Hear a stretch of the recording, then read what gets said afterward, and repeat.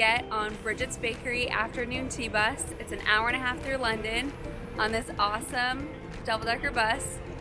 So excited! One of the things I loved most about the tea bus is it gave us the opportunity to see tons of attractions that would have been nearly impossible if we were walking around the city on foot. So during our 90-minute tour, we got to see Royal Albert Hall, the Marble Arch, Houses of Parliament, Westminster Abbey, Hyde Park, Big Ben, and tons of other places. I absolutely loved that when we were driving by, the tour guide was giving us interesting facts about each one.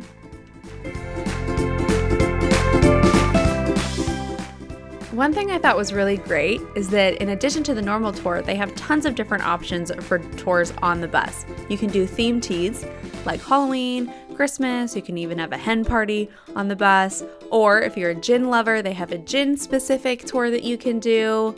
Something that was really unique that I'm looking forward to trying next time is that they have a fine dining experience. It's called the Chef Bus, and you can actually have a gourmet dinner served to you as you're driving around the city.